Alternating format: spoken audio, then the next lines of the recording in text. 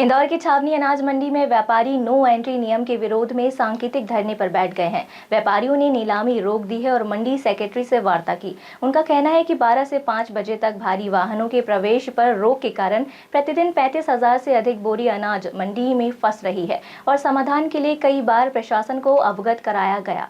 इंदौर छावनी अनाज मंडी में व्यापारी नो एंट्री नियम के विरोध में बैठ गए। नियम के तहत 12 से 5 बजे तक बड़ी गाड़ियों का मंडी में प्रवेश प्रतिबंधित है, जिससे भारी वाहनों से आने वाला अनाज मंडी में फंस रहा है। व्यापारियों का कहना है कि प्रतिदिन 35,000 से अधिक बोरी अनाज मंडी में डंप होती है और अगले दिन का अनाज भी मंडी में नहीं पहुँच पाता। उन्होंने कई बार प्रशासन, तहसीलदार और संबंधित मंत्री को समस्या से अवगत कराया। इस विरोध के दौरान बोली लगाना रोका गया और किसानों ने भी व्यापारियों का समर्थन किया। प्रशासन ने व्यापारियों और किसानों को समझाया और समाधान के लिए बैठक का आश्वासन दिया। छावनी अनाज मंडी में और छावनी अनाज मंडी के आसपास नो एंट्री की एक बहुत बड़ी समस्या है, जो पूर्व में पिछले 5-7 महीनों से चल रही है।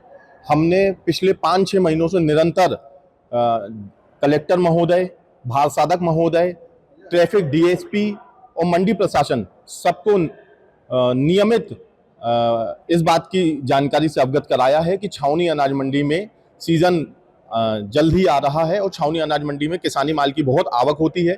हमें प्रातः दोपहर में 12 बजे से लेके शाम को 5 बजे तक नो एंट्री की छूट मिली है।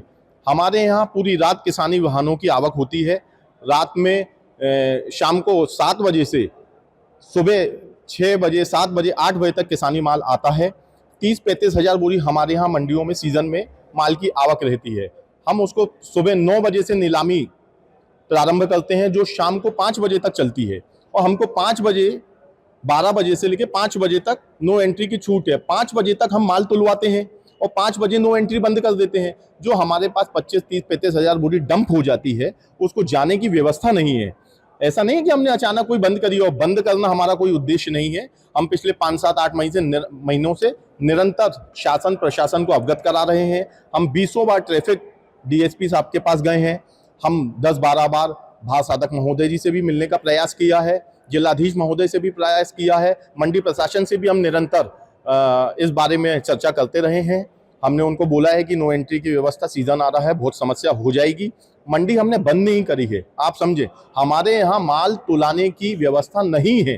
जब हम माल की जावक नहीं कर पाएंगे, हमारे पास सीमित व्यवस्था है। मंडी का परिसर बहुत छोटा है, यहाँ पे इतने माल की रोज आके बिकना और वो माल यहाँ से जावक नहीं हो पाएगी, तो दूसरे दिन माल का नीलामी में भाग लेना स्वतः बहुत ही मतलब लेना असंभव है। जब हमारे पास जगह नहीं रहेगी तो उस माल को हम कैसे तुलाएंगे, आप बताएं।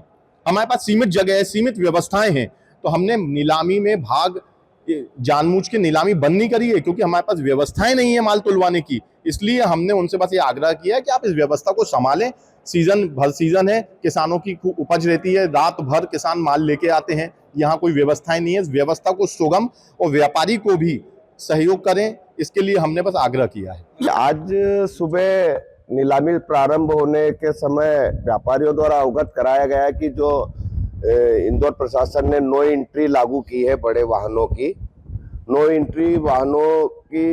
एंट्री के कारण इनके माल का परिवहन समय पर नहीं हो पा रहा है। उनका विरोध था उस विषय में, तो प्रशासन से बात करना चाहते थे व्यापारीगण। चूंकि मंडी नीलाम बाधित हुआ तो कृषकगण इकट्ठे हो गए थे। सचिव महोदय आए तो सचिव महोदय द्वारा उनको समझाई दी गई थी। उनके द्वारा यहीं बैठ के बात समझाओ, तो वहां बैठ के बात समझा रहे थे सेक्रेटरी साहब। धरने जैसी कोई परिस्थिति थी ही नहीं। जब नीलाम बाधित था, किसान खड़े थे, उनने उस जगह को बैठना चुना। क्या, चूंकि नीलाम हो नहीं रहा था, धरना कोई ऐसा धरने वाला कोई मैटर नहीं था, किसान वहां बैठे थे। जैसे कई बार वरिष्ठ अधिकारी भी किसानों के साथ या आम जनता के साथ नीचे बैठ जाते हैं। जो कि किसान हमारा अन्नदाता है, हमारी रीढ़ है, मंडी समिति की रीढ़ है, इसलिए उन किसानों के साथ बैठना कोई अनुचित। व्यापारियों और किसानों के धरने के बाद प्रशासन ने जल्द समाधान का आश्वासन दिया। आने वाले समय में जिला प्रशासन और मंडी प्रबंधन बैठक कर समस्या का निवारण करेंगे, जिससे मंडी में अनाज की आवक और बिक्री सुचारू रूप से जारी रहे।